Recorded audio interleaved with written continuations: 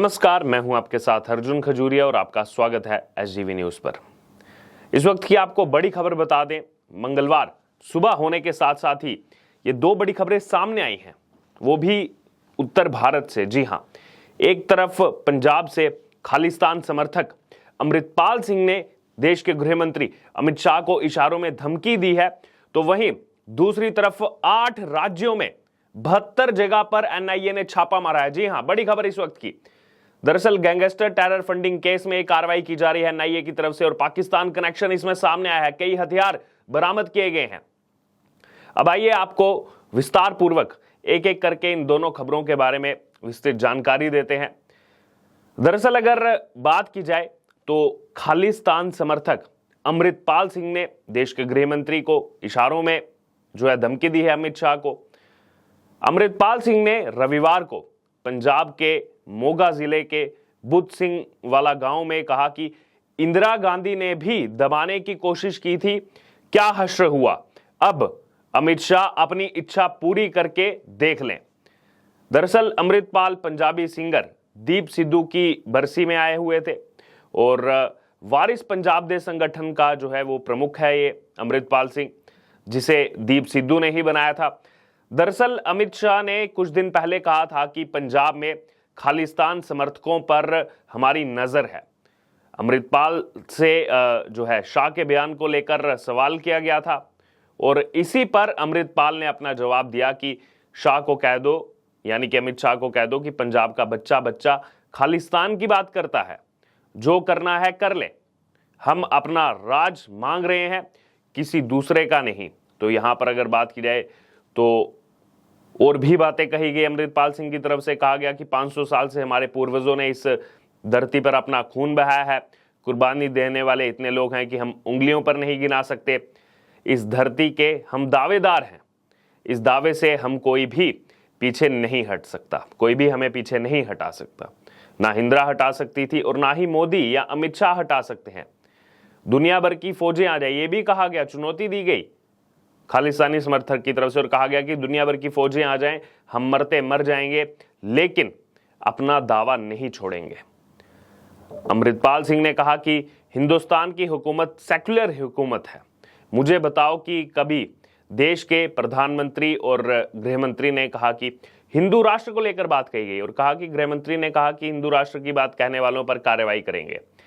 इसका मतलब फर्क है, हिंदू और सिखों में जो है बांटने का प्रयास यहां पर किया जा रहा है। हिंदू और सिखों की इंस्पिरेशन का फर्क है, ये कहा गया अमृतपाल की तरफ से। और आगे कहते हैं कि सिख नहीं कर सकते लेकिन हिंदू अपनी बात कर सकते हैं। मुझे ये लगता है कि दबाने से कुछ नहीं दबता, इंदिरा गांधी ने ये करके देख लिया, क्या नतीजा निकला, ये भी करके देख लें, इनकी इच्छा पूरी करने वाली बात है। हम तो हथेली पर सिर रखकर चलने वाले लोग हैं, हमें मौत का भय नहीं है और हमें मौत का भय होता तो इन रास्तों पर चलते ही ना। गृह मंत्री यानी कि अमित शाह अपनी इच्छा पूरी करके देख ले। तो इशारों इशारों में जब ये धमकी दी गई देश के गृह मंत्री अमित शाह को, दरअसल अमृतपाल सिंह के बारे में आपको बताएं तो पंजाब में इस वक्त उनका नाम चर्चा में है। वारिस पंजाब दे संगठन में बीते साल ही अमृतपाल सिंह की दस्तारबंदी यानी कि ताजपोशी हुई थी। वारिस पंजाब दे एक दरअसल प्रेशर ग्रुप है जिसे 2 साल पहले पंजाब के एक्टर और एक्टिविस्ट दीप सिद्धू ने बनाया था। वही दीप सिद्धू जिनका नाम कई बार जो है किसान आंदोलन में सामने आया और उसके बाद किसान आंदोलन के वक्त ट्रैक्टर मार्च के दौरान दीप को लाल किला हिंसा का मुख्य आरोपी बनाया गया था। हालांकि बाद में दीप सिद्धू की एक सड़क हादसे में मौत हो गई थी। उसी बरसी का एक कार्यक्रम था जिसके बाद अमृतपाल को इसका मुखिया बनाया गया। दरअसल अगर बात की जाए तो पंजाब में पिछले कुछ दिनों से एक्टिविज्म देखने को मिल रहा है जब से आम आदमी पार्टी वहां सरकार आई है और जैसे ही अमित शाह को ये इशारों में धमकी आती है, इस धमकी के कुछ घंटों के बाद ही एनआईए यानी कि नेशनल इन्वेस्टिगेशन एजेंसी की बड़ी छापेमारी की खबर सामने आती है। जी हां, एनआईए ने मंगलवार सुबह 8 राज्यों में 70 से ज्यादा जगह पर छापेमारी की है। 72 जगहों का नाम सामने आ रहा है। गैंगस्टर लॉरेंस और उसके करीबियों के ठिकानों पर यह रेड हुई है। एनआईए ने राजस्थान, पंजाब, हरियाणा, दिल्ली, चंडीगढ़, मध्य प्रदेश, गुजरात और उत्तर प्रदेश में एक साथ जो है कार्रवाई की है, बड़ा छापा मारा है। राजस्थान में रेड के दौरान गैंगस्टर लॉरेंस का पाकिस्तान कनेक्शन भी सामने आया है। जी हां, सूत्रों के मुताबिक जो खबरें सामने आ रही हैं, जांच एजेंसी ये कार्रवाई लॉरेंस और अलग अलग राज्यों में फैले हुए उसके सिंडिकेट के टेरर फंडिंग में शामिल होने के जो सबूत मिलने के बाद जो है ये कार्रवाई कर रही है। बड़ी खबर सामने, गैंगस्टर कनेक्शन कैसे टेरर फंडिंग में इन्वॉल्व है।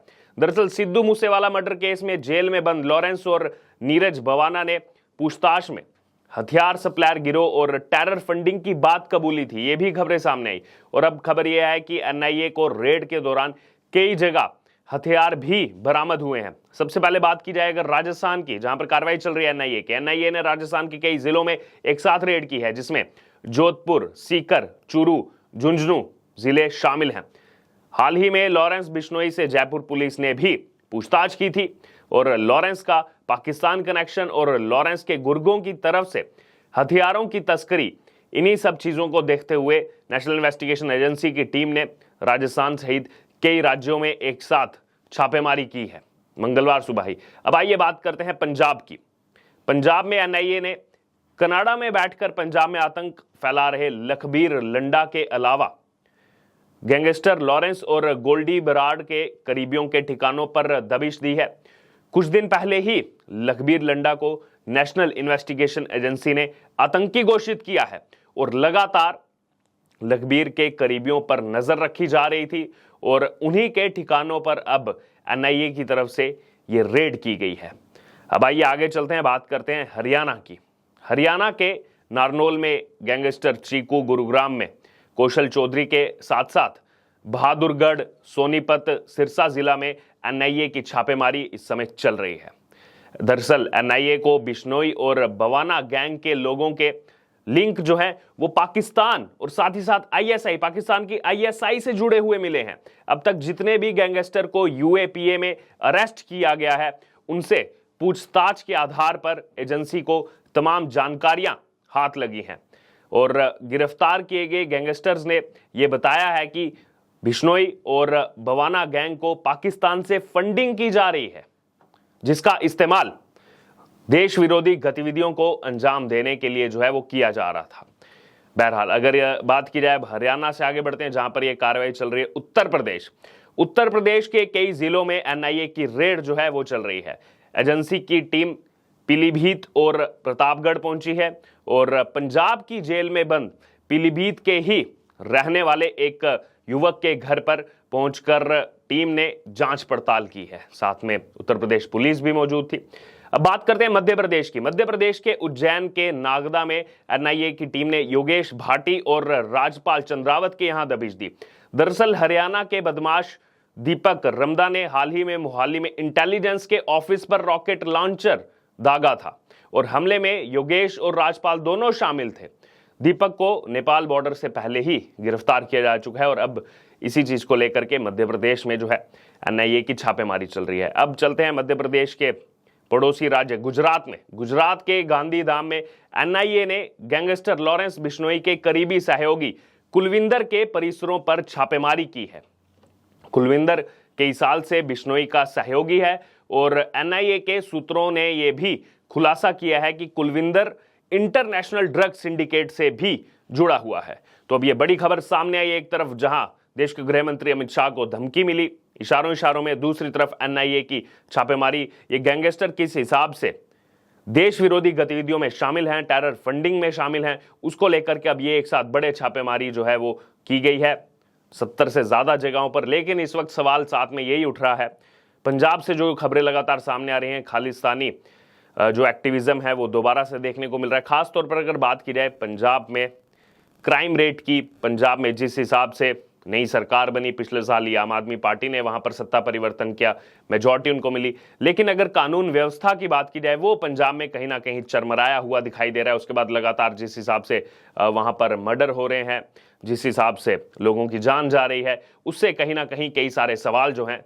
वो पंजाब की आम आदमी पार्टी सरकार पर भी खड़े होते हैं। बहरहाल अब ये जो दो खबरें सामने आई, एक तरफ अमित शाह को धमकी एक खालिस्तानी समर्थक की तरफ से और दूसरी तरफ एक साथ मंगलवार सुबह होने के साथ ही 8 राज्यों में एनआईए की छापेमारी, उसमें हथियार बरामद होना, पाकिस्तानी कनेक्शन मिलना, इसको लेकर आपकी क्या राय है आप हमारे साथ कमेंट बॉक्स में शेयर कर सकते हो और इससे जुड़े तमाम अपडेट के लिए बने रहिए हमारे साथ।